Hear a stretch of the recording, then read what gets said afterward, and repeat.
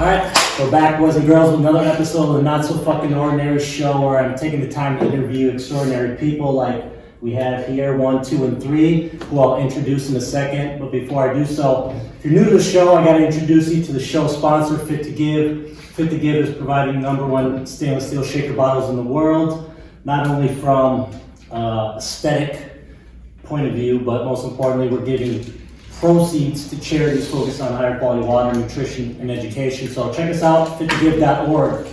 All right, let's get into this, boys. It's been a long time coming. Definitely. We'll start with Chase. Introduce yourself in 30 seconds or less. Who are you? Where were you born? And we'll dive into your career next.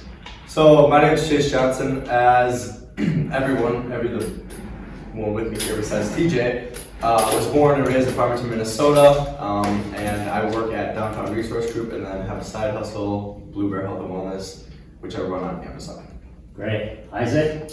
Yes, my name is Kuehn. I grew up in Farmington as well. I go to University of St. Thomas, and ever since high school, I've been a real estate agent full time. Great. Josh? My name is Josh Peterson. Like them too, I wasn't born in Farmington, Minnesota, but I was raised there from 8th grade and on. I actually was born in North Carolina. I go to the University of Nebraska, Omaha for marketing, and I have 2 side hustles, Fit to Give, and I run a marketing agency in Omaha.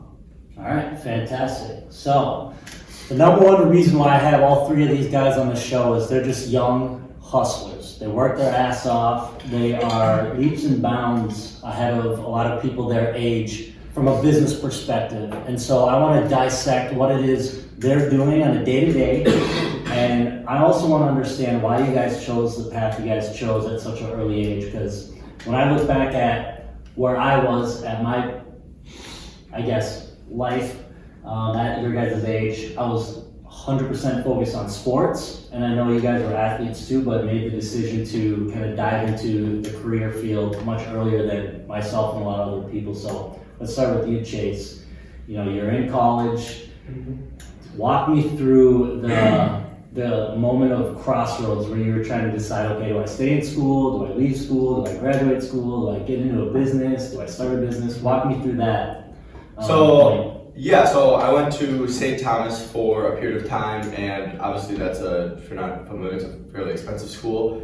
So I was just like trying to make ends meet, obviously getting low on some cash. I was like, I need to find a job. I got like a small little marketing job in college, and definitely didn't necessarily excel in that, but just wanted to kind of make some side income. It was good for a little. Where was that at? Side income, N2 Publishing. Okay. So it was a publishing company, and I only worked there for a couple months until Isaac actually hit me up, and then we both started working at VSM Real Estate, in which is where I met, a bunch of my mentors, and VSM eventually transpired into Syndicate Logistics. So that's where I met like Kuehn, Will, and Kuehn has been on the podcast, and Dario, who are 3 people. Yeah. Will's been on the podcast too. Yeah. Right? So those 3 people have like just helped me with everything. Basically, can credit a lot of any success I've had to them. So. Great. How about you, Isaac? Walk me through that point where you're trying to decide what to do and how you went about doing it. In terms of a career standpoint. Did you graduate college?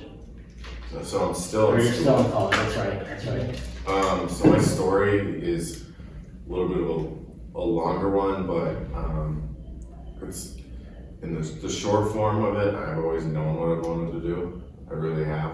I know I've always wanted to do real estate, probably since I was like 15 or 14 years old. Why is that? So the story goes, when I was in middle school, high school, I was always in special ed, like my entire life. Like I didn't know how to read. I was fucking bad at math. Like basically any of the subjects I was in special ed for. And around middle school, and like freshman year of high school, I was getting like really, really sick of it. Like barely fucking read. Couldn't do good in school with that. Couldn't learn about things on my own. And then oddly enough, my doctor had recommended me to read a book, and I couldn't read the book at the time. I was gonna say, try and read the book. Yeah, try to read the book. So then I got it on audiobook. And then from there, that book kind of just started a lot of interest for me. So the book talks about, it was How to Win Friends and Influence People. Oh, And it was Dale Carnegie. There's a lot of talk about real estate. But then after that, the book talked a lot about real estate. I was like, okay, that sounds interesting. So then I got another book and then read that one, eventually got an easier book, started reading it. So throughout the process of 2 years, I got myself out of special ed through reading about real estate. I mean, if you go in my room, I have a whole collection of books, and all of those, that whole shelf was like my self-confidence. Mhm. Like literally teaching myself how to read and got myself into real estate. So then in high school, so that was timeline-wise, that was like freshman year that started. So then by junior, senior year, I was like, okay, I actually want to get an internship. Okay. I've been reading about this shit for so long. So then that's when I was basically in my drawing class and I just Googled like Minnesota real estate companies. And I found Goran's email, oddly enough. He was the first one. Nice. Emailed him. I sent him a super You still talk about it. super Yeah. vague ass email. Just like, hey, I'll work for free, I'll do whatever. So I did that. And then he's like, okay, I'll give you like 2 weeks to prove yourself. Ended up being there for like a year and a half. I got my real estate license right when I turned 18. That was the plan.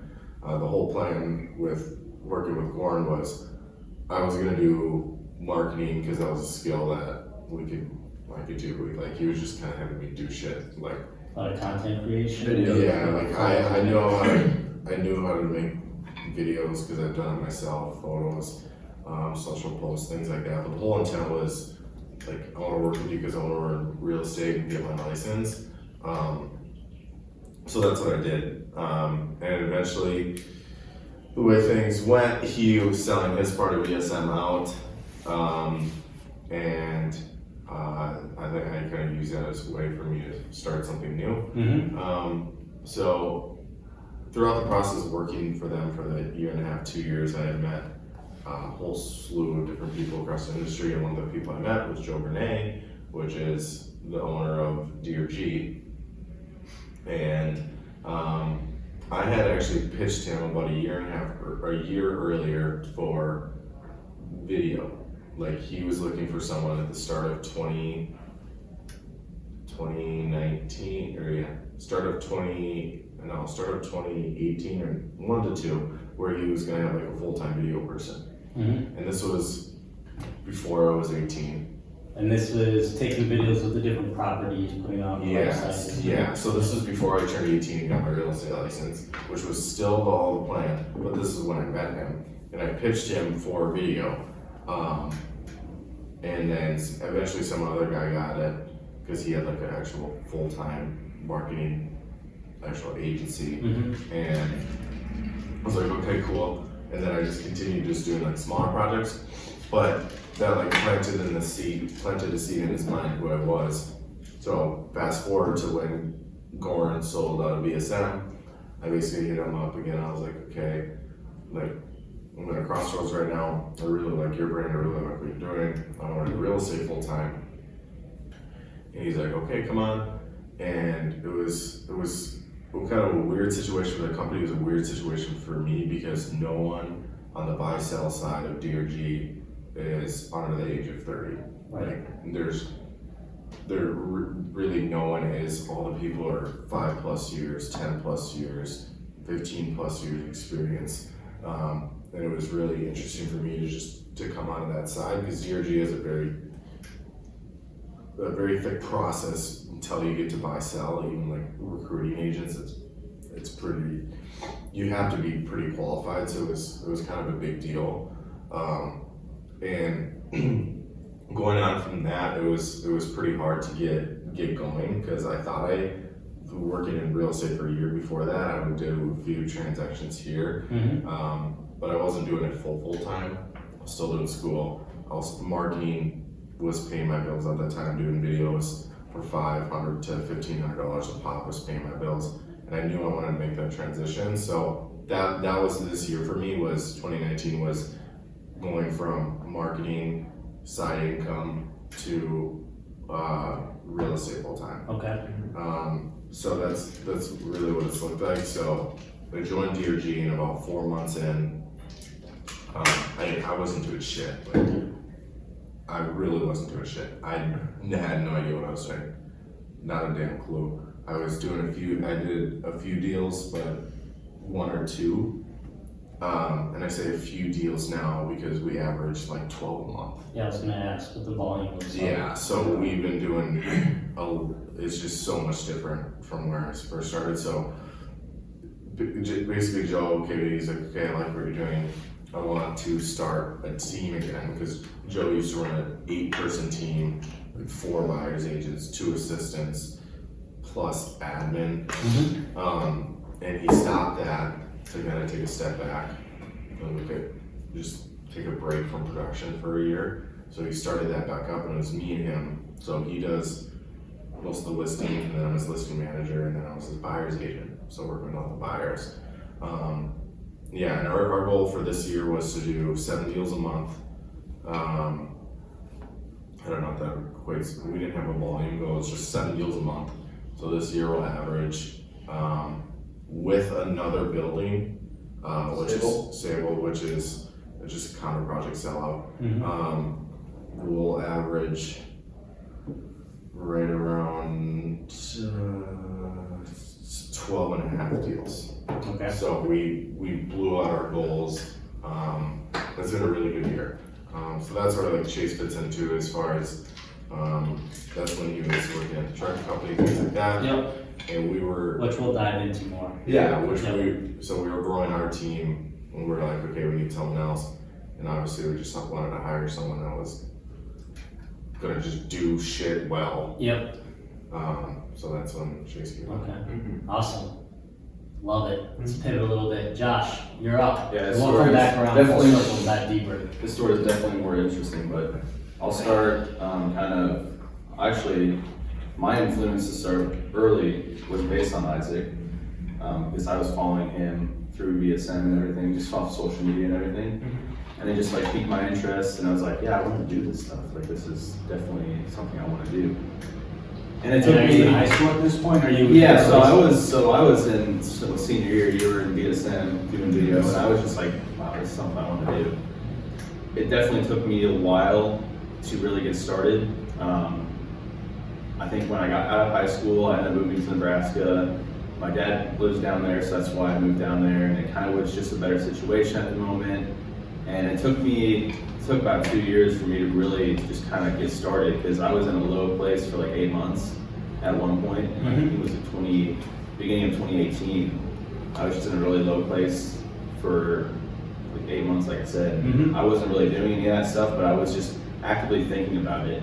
And so the beginning of like the end of 2018, that's where I kind of piqued my interest of Peterson marketing and kind of wanted to try to get something started with that. But then school was kind of getting in the way, so I was, it was off and on, trying to start the brand up and all that kind of stuff. And so it was at the end of 2018 when Chase contacted me about Twilight. And so I hopped on that, met you, Will, and that's kind of where it really started. So the beginning of this year is when I really started actively getting into doing side hustles and actually being active in those industries. And then of course you pitched the idea for Fit to Give in August, so then we're doing that now. And then I'm a part of an entrepreneur organization at my college, where basically we just, the speakers come in and talk about entrepreneurship and all that stuff. And I met a bunch of people in there, and 6 of us got together with this idea of starting a marketing agency in Omaha. And so I hopped on that, and we're pretty much doing that at the moment, as well as Fit to Give. So I'd say the beginning of this year is where I really started, and Isaac was the influencer for that, and Chase was the initiator for that. That's awesome. And here I we are. credit these two. That's for awesome. Here we are. So Great. Love it. Well, super great overviews. Now let's dive a little bit deeper. And I think the best way to do this is, I want to dig into your Amazon experience. I want to talk to you and your real estate and some of the deals you're closing. and I want to talk to you about. We can talk a little bit about Fit to Give, but I don't really want to spend too much time on that. I really want to get to understand your plans with Tactic Digital, your vision for that, and what you've done so far. Does that sound like a good plan? Yeah. All right, let's do it. Chase, you're up. Talk to me about Amazon. What's the product? How'd you get into it? How are we doing with it? Yeah, so like originally I remember like it was like 2016 or 17. I think Isaac had just started at BSM.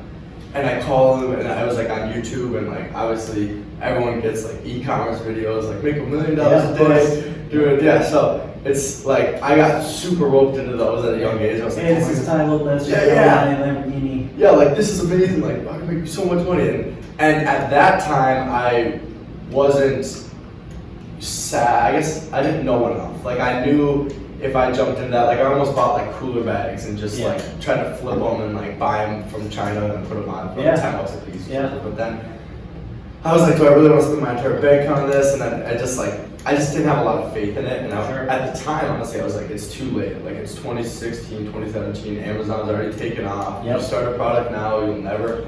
And looking back, I'm like, wow, if I would have put something on 2016, 2017. But how old were you at this Would point? it be That's like what's now? amazing is the fact that this was Yeah, top so of mind. You were what, 17, 18? yeah, so I was 17 at the time, and I was like, that just sounds amazing. Like a lot of people can like automate their business very well on Amazon, and have success with it. Yep. So that was always an interest of mine, and I kind of just went into college. I was like, I'm starting college. Like I don't want to do anything on the side. Turns out I did want to do something on the side because it's fulfilling. Like running your own thing is just so much more fulfilling, and there's a lot more than just like money behind it. Yeah. Obviously, I'm sure everyone knows. So, so that was basically the start of it. And then a little bit later, I ended up getting affiliated with Kuehn, who I mentioned earlier, and he is like one of my biggest mentors. Like he's the guy that no matter what you're thinking or where you are in life, he will always sit down with you and give you a shot. Because I think something in his past, he didn't get the shot. He has the race to riches story, so he relates to a lot of people going through the struggle, and he Yeah. wants to help people along their path. Totally. Yeah. So that was basically that. And then once I started to kind of get into trucking, I got a lot closer with Kuehn because Kuehn was on site every day. Yep. Through BSM, I was close with Kuehn, but not like I was to trucking. Yeah. Because there's like 4 people in an office and we're all I yeah, remember that setup. Yeah. So Kuehn was like talking one day. I don't know. Kuehn was like going through all these like things he used to do, and like he would make like $1,000 here, $1,000 here, and like Kuehn's like a serial entrepreneur. Like hasn't made any of his money off. All his money is self-generated. Like he just always has like something going, something new starting. So he was talking about his I think it was IWC, International Wellness Company, and he said they would sell black seed oil, and I was like, okay, cool. And then he like kind of went into it. And he's like, yeah, like we're shipping them all at my mom's house, and he said he didn't get a sale for a year, and then all of a sudden it like took off. And he kind of gave me the whole story, and it really like interested me. And long story short, I kind of kept talking to him about it, kept meeting with him about it, and he's like, why don't you just like sell it? And I was like, at the time I was like, no, I don't want to do that. I love cooking because I love cooking, so I'm selling like kitchen products. Yeah, that's a hot category. Yeah, that's a hot category, and it's very tough to get into. There's a lot of big name brands like KitchenAid that are like you're never gonna rank above them. So, and he also said like he's like, why would you want to sell knives or cutting boards? Someone buys one of those every 2 years, every year, you know. He's like, get into something where they have to renew. And he's like, I would honestly like help you get connected with the people at Sweet Suna, who's a supplier of Bluebird Health and Wellness. So he connected me with them, and I met them and started talking to this woman named Monique over there, who Kuehn already had a relationship with. So it was like super lucky and fortunate in the aspect that Kuehn had already developed a relationship there. So I was able to jump right in and kind of like with my feet already on the ground running. So it was nice. I didn't have to develop a relationship. They were already giving me the prices they were giving Kuehn back then. Oh, nice, that's great. So like I got grandfathered into the pricing, and like it was a great opportunity. And then I put it on Amazon, and like from this is like a 6-month process of like starting this whole thing to like actually like having my listing. So Yeah. I think it was like February, and then August 8th was the first day I put it on Amazon. So yeah, everything's been going pretty well since then. I've been spending a lot on advertising, but the whole goal is that this is going to gain momentum. Like I've been starting to see some repeat customers come through. The average person should buy about 8 times a year, depending on how they take it. So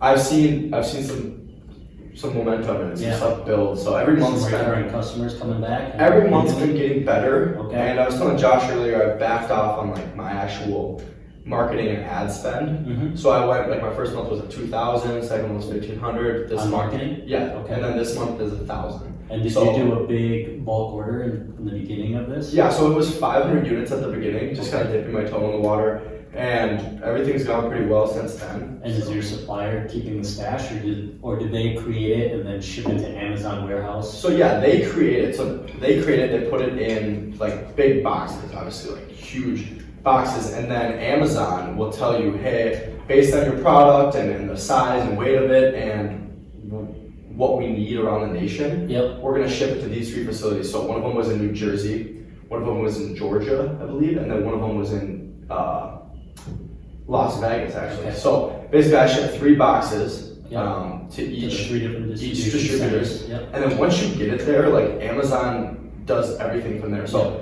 I get it to those facilities, and then let's just say like I sold out in Las Vegas. They'll just automatically ship it and not even charge me or anything, but they'll ship it from like Georgia to Las Vegas to fill. They'll like Yeah. evenly distribute it throughout the Yeah, nation. so your Amazon page is just the portal, and Amazon is more or less your fulfillment center. You're not doing the fulfilling, Yeah. correct?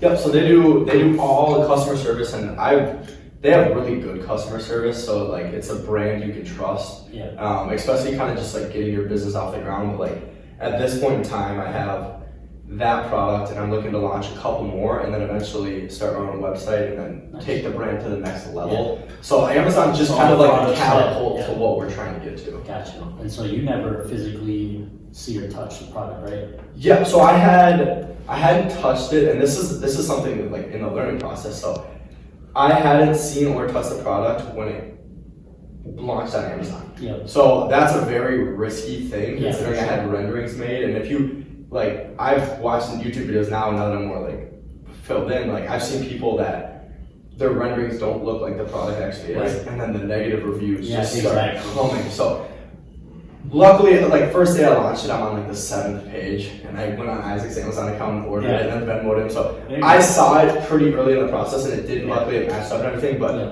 going forward, that's not the Yeah, process. exactly. I need samples. I need Especially to when make you sure do a everything. bulk order, do the Yeah. samples, get the mock-ups. And get it was the just, everything. it was basically just to save costs, because I mean, I had like 6,000 into it Mhm. at the start, and then 2,000 the first month. So I'm like, I'm marketing, so I'm like, geez, like that's a lot of money, up in the air. But Yeah.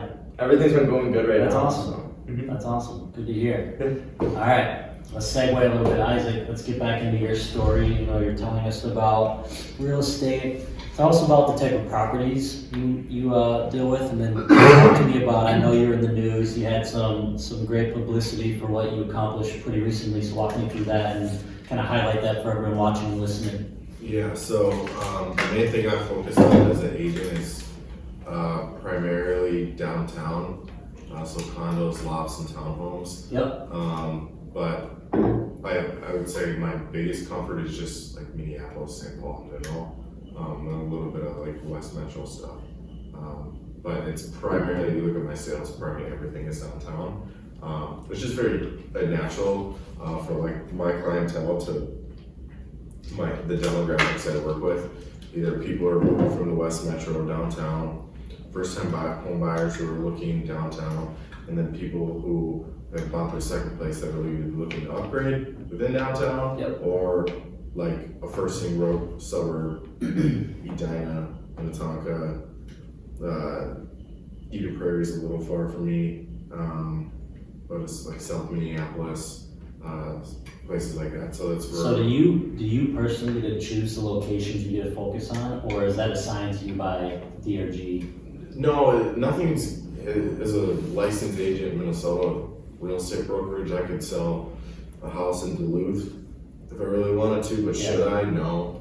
Because obviously, as you're listing out those cities, I mean, that's where the money's at. So I didn't know if that was something you strategically decided on, or if that was, if there's like territories within DRG. No, DRG, I guess DRG's, it's in the name, it's Downtown Resource Group.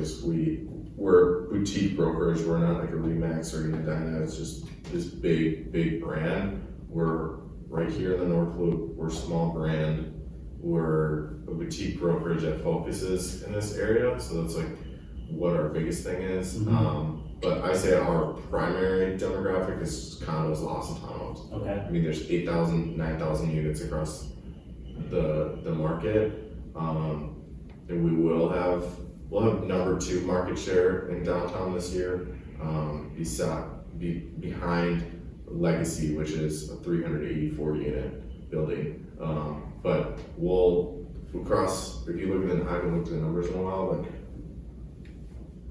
the other brokerages that are competing are Remax and Edina, and they'll do a little bit over the same volume with us, but with twice the amount of agents. Okay. So our volume per agent is like really high, just because we focus on it. Which is, I think, one of the reasons that's really helped me as well, is because when a lot of agents start, they try to be everything to everybody right away. They'll sell a house in Eden Prairie and then go over to West St. Paul. It's really hard to know everything about a neighborhood like that. And so this past year I've really focused on the North Loop. So it's consistent of doing all the open houses here. A lot of my deals were done here, and throughout that, I've met a lot of the people that live in the neighborhood. And people there was beginning this year, but for the first 8 months, I was doing at least 2 open houses a week. So that was at least doing 10 a month. What are the reactions? I'm gonna jump in. What are the reactions of people when they see how young you are? People know I'm young, but they don't know how old I am. Some people think I'm between 25 and 28. Okay. I was actually telling. Which is young, but it's still. Yeah, it's young, but it's still like respected. Yeah. Yeah, you know, it's like young professional is a good way to put it. But I how old don't are you really? Because I don't think you actually. I'm 20. I'll be 21 in 2 days. Yeah. But honestly, the age thing it's never been a big deal to me. It's all about controlling the situation and the actual sales process. Being professional with people in your presentation is like one of the biggest things as an agent, being confident. Yep. So especially with excuse me, like bigger clients, like the place I sold for my first $1 million deal, I met those people at an open house for $300,000. They walked through the door, but I at open houses, I know my presentation. Yep. So I easily know what my objective is, and from there, you just gotta continue to. It's honestly just like a process for me. And I say the same thing, the same people. I say roughly the same thing when people walk in. It's very templated for me, but it sounds very rudimentary, but it's not. It's still very personal. Yeah. But I think that's important. I'm going to jump in because I think it's important because if there's one thing I really wanted to highlight here today, is the fact that we have 3 people that are extremely successful for their age, and they're not letting age defy them and not be an excuse for them to take action and make moves. And I honestly say it's been one of my biggest advantages ever. Yeah, especially in what you're doing, the moment you have a little bit of success, the ripple effect is going to continue because people are going to see that you're not just a young agent, you're actually good at what you do. And that's the only thing that matters is, are you a master at your craft? The age has nothing to do with it. And that's the thing that I want to chime in, because I work at DRG as well, so I've seen Isaac it obviously, he holds himself to a high standard, and it's very easy as a 20-year-old, 21-year-old agent to, if you mess up, they're gonna be like, oh, it's, we want this 21-year-old agent, they could leave a bad review, so you have to hold yourself to a higher standard, and I think Isaac does a good job of setting the bar really high and making sure that his service level is really high because he knows that his age could potentially backfire on him, but he doesn't let it do it. Yeah, Yeah, that's awesome. that's a big thing too. And but going down to people's reactions, since I focused on here, I've tried to just really, really understand this market. So like the guy who bought my first $1 million place from me, I've had a few really. I think there's been 3 deals this year that have really like defined me as an agent, like as far as like what my beliefs are, how I want to run my business. One was my first $1 million deal. Met those people at a $300,000 open house, and they were working with another agent at the time. Okay. So they were working with a much older agent, experienced a lot of years in the business, but I had met him at the open house, and he had called me back because his agent had showed him another condo that they were interested in, but his agent didn't know what was going to be built in the parking lot across the street. Very, very common thing. If you're buying a condo, you do not want to have a giant ass. So he's like, I didn't know. So then he's like, okay, I made it that open house. You're talking about the North Loop.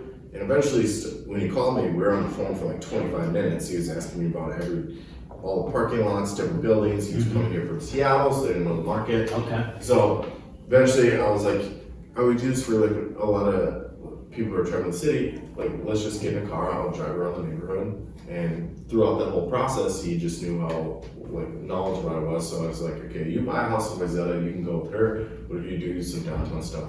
Let's do it here. So then he eventually identified a development where he really wanted to be in, but there's only 60-some units in there, and they all sell for over $1 million. The landings. Yeah, the landings, Okay. or roughly, some of them are in the 800,000s. And he really wanted to be in there, and he's like, nothing's really coming for sale. I'm like, okay, D2G, let's try to find something. So long story short, we found him something in there. It was off market. He was the only one to ever see it.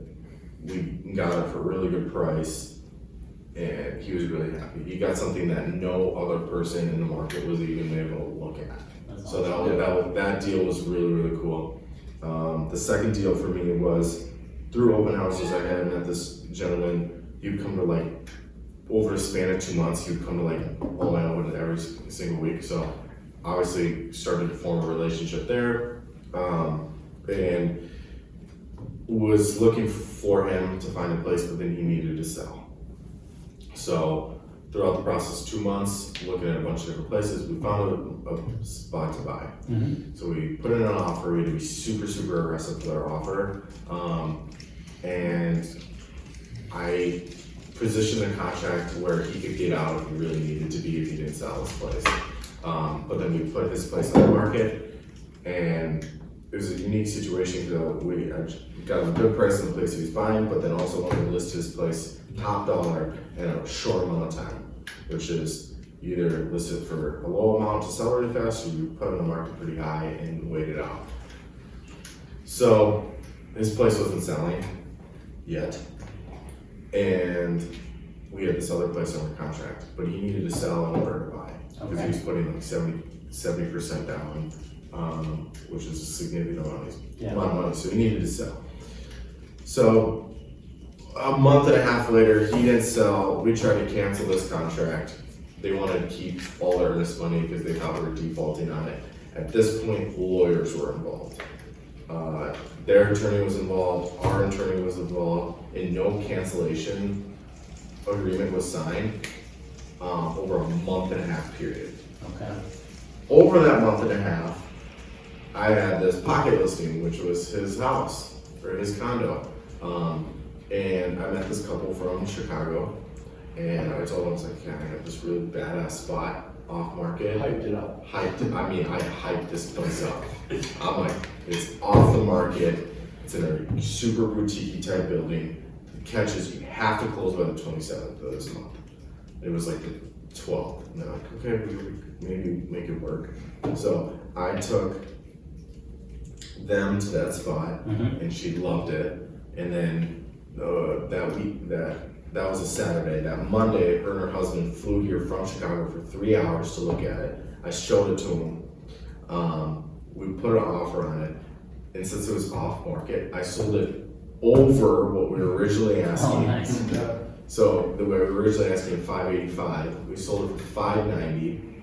That means I represented the buyer and the seller of my listing, and then I bought and I closed that other buy deal. So it was 1.6. Is 1.6 million in volume. About $43,000 in commissions gross, which is just nuts. Yeah. Like that was, I even told Chase, I was like, dude, if I fucking pull this off, Yeah. there's like, I You was, laughed and you were like, I'm either gonna come back mad or I'm gonna come back happy. if I pull this off, so that deal, like I literally almost lost it all, but I pulled it back together. That deal is like, a newer agent felt really, even our broker was like, well, how the fuck? And it was a good listing. It was a beautiful, it was open lots. yeah, it was a good listing. That's But awesome. I think that's probably one of my coolest stories. So the $1 million place, I got a whole spread in finance and commerce for that. The third deal. Walk me through that real quickly so we can jump to Josh. Walk through it. So the third deal was we sold the most expensive condo in Minneapolis this year. So it was on the market for almost 585 plus days. Really neat buyer, showed them 3 places, and I could tell that whole story, but yeah, 2.75 million cash, biggest deal of the year. It was fun. That's awesome. Yeah. Good for you, man. Thank you. Good for you. Josh, my man, walk me through it. Let's skip the fit to give stuff. Let's jump right into Tactic Digital. What is it? What are you trying to do with it? So Tactic Digital, we created that at least a month ago, a month and a half ago. Who's we? So a group of people in my entrepreneur organization, we got together and we decided that, one brought up the idea of starting a marketing agency, just a smaller one, because there was actually, in Omaha, there's a lot of like bigger agencies, and there's one really close to me actually. And so we decided to start a smaller one, and we got, initially, there's at least a bunch of people that were interested, and we kind of toned it down to 6 people. But right now we're in the process of just getting all the legal stuff taken care of, finding what services we want to market, just finding potential clients. Our goal is to get at least 50 on paper that are potential clients that we can meet with and just try to close. What type of clients are you going for? So what I've told them is that we should stay at a pretty broad niche at the beginning, because we don't know exactly what we're all going to be good at the start. So we want to just take in as many people as possible, kind of see what we like, what we're good at, and then kind of niche down a little bit to have more focus. So that's kind of what we're going to do right now. And then we're going to be working on our services, what we're going to market directly. Of course, we're going to be open to many other services as well if asked upon, but we're going to kind of come down kind of service that we want. And what kind of services? Because I don't think you So mentioned we're going to do marketing, branding, and UI UX design for smaller businesses. We're still kind of figuring out the exact service for each category. Yep. That's what we're going to be working on here pretty soon. But we're also working on legal stuff. But basically, we just want to bring a whole new just aspect of marketing, branding from the younger generation to smaller businesses in Omaha, and kind of just disrupt the whole city and kind of move on to different areas too. Yeah. But we do have I'd say a pretty big vision for it. Because we do want to expand, but what I've told them is that we should focus on disrupting Omaha and becoming one of the best agencies in Omaha, and then moving outward. Sure. So there are a lot of like good prospects and leads in Omaha. Oh yeah, so Omaha actually is right now it's growing fast for small businesses. A lot of entrepreneurs are in Omaha. A lot of real estate stuff is in Omaha as well. So we want to get into there as well. But yeah, there's a lot of opportunity. I know a guy that started a nutrition shop that actually just opened the second spot, and it's been going on for like a year now. So it's a booming place. Mhm. It's definitely definitely a spot that we can gain a lot of clients in. And so we're going to take advantage of that and, you know, get into that market. Yeah. We're all good at it, you know, marketing, branding. I love doing UI, UX design. I mean, I love doing all three of the categories. But everyone else, you know, we got a really, really good coder on the team. Nice. So we can get web development. We got a lot of people. We got a lot of contacts. They all, like between everyone, there's a lot of contacts there. Especially since we're a part of an entrepreneur organization, we bring in speakers with businesses all the time. We build relationships with people. Yeah, that's important. So we're leveraging that to find all the clients and like potential clients that we can bring on and work for. So yeah, 6 people. so yeah, Sounds like so a mess. I know it is. There is a couple people that, you know, eventually it'll definitely tone down because there'll be some people that don't, you know, never done it before. And there's a couple people that haven't done like a side hustle before. But we're all, and everyone knows each other, so we're all chill. We're not like, you know, gonna be, you know, getting destroyed right away. Yeah. I know it does seem like a lot, but it does help us bring on a lot more clients, especially since we have 6 people, so we can put the responsibilities in different areas, so no one's like having everything on their shoulders. You know what I mean? And I feel like as you get clients, you're gonna realize the strengths and weaknesses of people. Oh yeah, You know, definitely. here, So for sure, you know, yeah, who's the best at this? definitely, yeah. That's what we're gonna. You know, we've been discussing that. You know, we're gonna figure out strengths and of everyone in the group, and we're gonna figure out which person's good here, good there. Because like for like roles and everything, like we have some client relation. We have one guy that does client relation. We have one girl that does, you know, she finds potential leads, generate leads. So they are focused on meeting with clients. One person's focused on meeting with clients. Another person's trying to get leads. While everyone's trying to kind of get the projects together. And so we're not having to like all have it on one person. You know what I mean? I think the So- most important thing with that type of dynamic is very early on, before any clients pay you guys $1, is Yeah.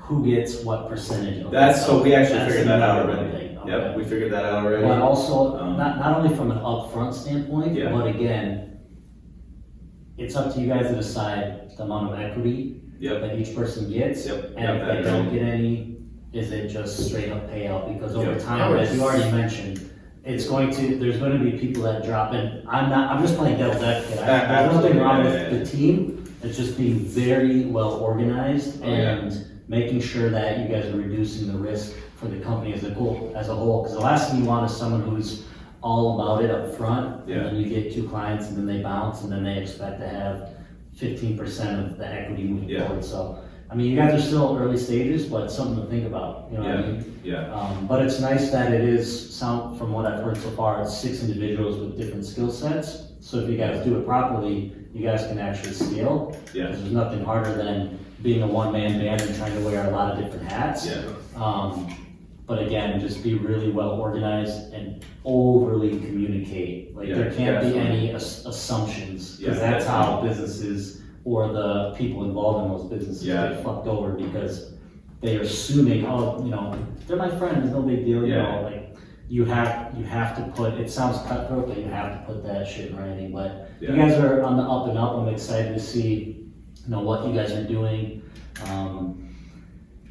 Obviously, I'll be here if you guys have any questions or need any help. I know you and I were talking about getting Fit to Give as a customer testimonial. Hopefully that's something we can put together.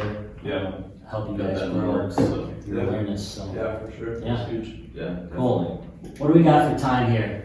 Because I know we can keep rambling. 9:30. Let's wrap up here a little bit. I'm gonna ask each of you one question, and I'm gonna let each of you ask me a question before we wrap up. So, same question across the board. Over your career, what has been the #1 lesson learned? Whether it's a business skill or interpersonal, like character development type of skill, like what is the #1 thing that has impacted you as an individual? The #1 thing that's, I guess, impacted me as an individual is, I would say, probably proximity to power. That's really good. So every job I've ever worked at, whether it was VSM, DRG, and you know, anywhere I've been, I've always been within reaching distance to the owner of the company, the person, the decision maker, and that really helps me branch out from a business and really helps me develop trust with the company. So like I've always like, even with VSM, I was always like with Dario and Kuehn, and then like obviously Syndicate was a smaller company, but I'm still like arm's reach away from Will, and now I'm the executive assistant at DRG, so I'm just like, I'm always just trying to stay as close to power as possible and just take notes, like just seeing the way people operate, you know, what time they come in the morning, what their routine's like, how their processes and stuff like that is just very interesting to me. And I've been able to see, I would say Will, Goran, and Joe all run very differently the way they're set up. And just seeing like what works best and taking pieces from Goran, pieces from Will, and pieces from Joe, and kind of putting them all together and making my own little. That's amazing. Hearing that answer makes me so happy because I've known you for a few years, and just to see you mature and just a year, 2, 3 years ago, you never would have said proximity to power. You'd be like, whoever lets me throw the football around in the office. It's awesome to see you mature. So I love it, man. You have a super bright future. That's awesome. All right, Isaac, you're up. Probably the biggest thing is just my relationships. Like all the people that like I've only gotten to where I've gotten just because of the people that I've got to work with. And I would say when I say relationships, it's multi-faceted, like networking, being a good person, doing what you say you're gonna do. Like the simplest, raw shit you could think of when it just comes to people. I think it's it's the most basic thing, but I think it's the biggest thing that's helped me. Was just like take care of the relationships that you have, because they will keep being fruitful. I like that, especially in the nature of your role being sales, more or less. In that type of environment, it's oftentimes the opposite. It's not what can I do for the other person, it's what can I do that's best for myself. A lot of sales reps have that mentality, but the fact that you're able to foster and really put a lot of value on creating relationships, that's gonna propel your career. That's amazing. Josh, you're up, my man. Yeah, I definitely agree with Isaac on that. That's one thing. But I would say another thing would be just developing my mindset overall. Kind of from the beginning, when I was in the down spot, lower spot, at the end, coming to the end, I was just like, I gotta fix where my head's at, fix my mindset in general, and that's kind of what made me kind of get started. And so just overall, like self-education, reading books, whatever, just developing mindset. That really helped me, and that's something I value a lot. Yeah, absolutely. It's definitely the backbone of anything. Yes. Gotta have the mind right. Yeah. All right, with a minute or two left, quick fire off a question for me, and we'll go from there. So TJ, I've known you for a while, and one thing I've always admired about you is you, like, every time you start something, or like when you're always doing something, like whether you're like always doing so many things, but I've always noticed like you're always doing so many things because when you're done with something, you always take a little bit or piece of that with you to kind of like transform it into the next thing. So I've seen you like I remember like you were into videos, and then we started doing some stuff with trucking and doing videos like that, and I remember like you were super into it, and now look at you have a podcast, you're making videos. So how do you bring something, like how do you maintain just always keeping stuff in the pipeline, I guess? Yeah, I don't know. I think it's a blessing and a curse. A lot of people, they're able to propel by focusing on one thing, laser focus on one thing. Other people, probably not as common, but some people, they're able to juggle a lot of balls at once, and that's just how their mind operates, and that's definitely how I am. I love fitness, I love corporate tech sales, I love entrepreneurship, I love podcast, I love all that stuff. For me, it's all about just moving the needle in each one of those, and especially if there's synergies across all four, then it's really, really effective to be able to move the needle in one, because that affects the other one. So, as you said, developing the video type of skill set earlier on that helps with the podcast, being able to communicate on camera, that helps. Being in sales, being able to communicate, like there's all synergies across all four. So that's how I look at the different things that I'm juggling is, do they tie into other things I'm trying to do? For sure. So good question. Yeah. Cool. Isaac, let's hear it, my man. What's your actual goal? What's my actual goal Yeah. in life? Yeah. So it's gonna sound very corny, but I think a lot about legacy. Like that is a word that drives me a lot, and what that means to me is being able to, you know, if you guys were at my funeral someday, hopefully you guys show up. You know, hopefully you guys will remember me as a person who, you know, had an impact on you guys as well as everyone else I meet, and just giving more than what I take type of mentality. And so, from a business perspective, I'm trying to, let me reword it and simplify it. For me, it's about trying to reach my greatest potential. And as a byproduct of that, I hope that it leaves a positive legacy on others. So as I'm trying to embark on being the best, you know, husband someday, the best entrepreneur someday, the best brother, the best son, the best friend, as I'm continuing to move the needle in those areas, I hope that when I die, people can come and be like, wow, you know, Chase someday can be like, man, TJ really impacted my mindset, or, you know, Josh come to my funeral someday, like, wow, TJ really pushed the hell out of me, but it was for the better. Like, having that kind of an impact on the world when I leave is what drives me every day. Make sense? Yeah, and I think this is a good example of that. Giving part of the proceeds to people in need, and kind of just leaving a legacy. And like, I helped 100 kids have fresh drinking water for a full year. Right. Something like that. Right. So that's what drives me, is just moving the needle, progression every day, all day.